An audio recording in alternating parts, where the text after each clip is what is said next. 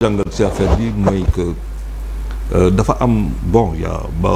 je pense que le débat est très intéressant il faut aussi ñu élever ko tuuti parce que dafa am foo xamante ne fa la ñu war a wax yi mooy que en géopolitique géostratégie ku gis àdduna bi lu muy dox tey ngay toog ci ay affaires yu tawan di ci wax mooy que tu n'as rien compris mais jàngat bi mooy que ci contexte bi parce que boo ko xoolee da nga koy teg jàngat contextuel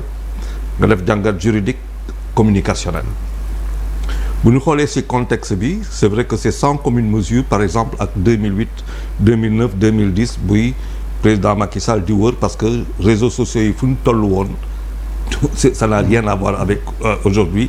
et donc à ce niveau-là am na loo xamante ne en termes de communication mais contexte mooy que dafa am benn tension politique bu ko jarul Sénégal parce que duñu jógee ci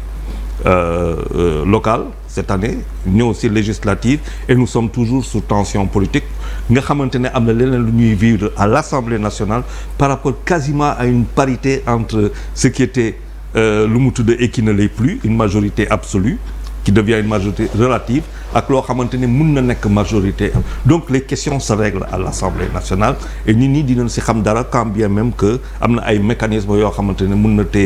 na def dëkk bi bañ a bloqué donc boo xoolee li finalement ça montre ñun fu ñu toll du point de vue juridique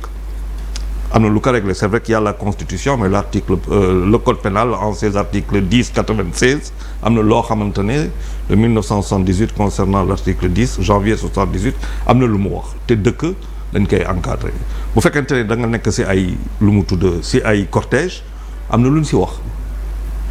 ci wax il faut tout simplement faire des déclarations au préalable ça c'est ce que dit la loi maintenant nous sommes aussi en politique et en politique qu'est-ce qui s'est passé week-end dernier mais d'abord PASTEF dafa restructurer le parti ba pare PASTEF annoncé que le lendemain moo doon le dimanche day commencer sa campagne d'aller de proximité aller au contact des populations et ça ne peut se faire comme tu l'as dit Mbow que dans le mouvement te politique c'est une question de mouvement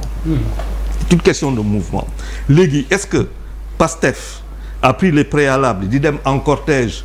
pour joxe sa feuille de route et demander à chaque préfet ay autorisation parce que si ay cortège la ñu nekk parce que foo def cortège yaa ngi mën nga embouteiller taliba mais yaa ngi aussi lu mu tudd xëy na empêcher ñeneen ni ñu doxi seen soxla et c'est ça la courtoisie d'abord il y a la loi mais il y a ce qu'on appelle la courtoisie républicaine l'élégance républicaine mais mënoo jóg rek attaquer noonu parce que donc comme l'a dit Bamba et que c'est très intéressant quelle est la réquisition et c'est là que mu ne contextuel mooy que on ne s'arrête même plus ci loo xamante ne mooy ce sur quoi on doit s'arrêter a-t-il le droit ou pas d'avoir encore qu'est-ce qu'il a fait ou pas pour le faire ak yu demee noonu nga xamante ne c'est des éléments qu'on doit rapporter mais ces images justement qui ont été montrées mooy le contexte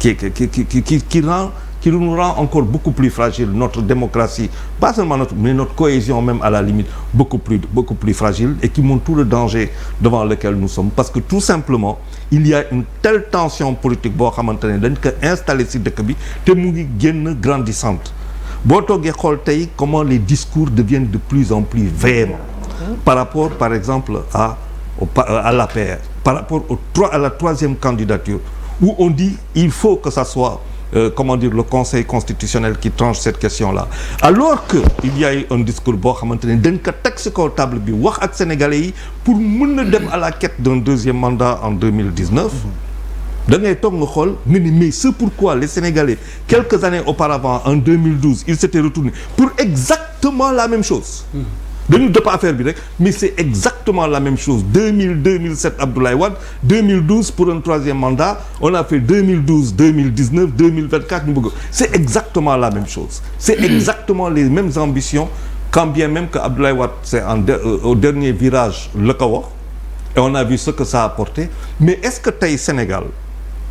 fu mu toll nii avec sa démocratie ak Sénégal loo xamante ne moom lay ut dans le monde dans un tel climat global compliqué est-ce que ñun on est à notre place moi c'est la question fondamentale que je pose est-ce que Sénégal tey lii moo doon place am kii quand on regarde quand même le président Macky Sall c'est le président de l'Union africaine mais est-ce qu'on a vu en une semaine 10 jours là comment c'est en train d'exploser un peu partout loolu tax on revient à la géopolitique et à la géostratégie mais il faut que ñun africains ñu taxaw 50 morts au Tchad on parle de 3 morts en Guinée au Burkina Faso ça peut à n'importe quel moment et aucun pays n'est à l'abri parce que nous avons une ceinture de feu mooy le djihadisme mais tey il faut que ñu wax ak nit ñi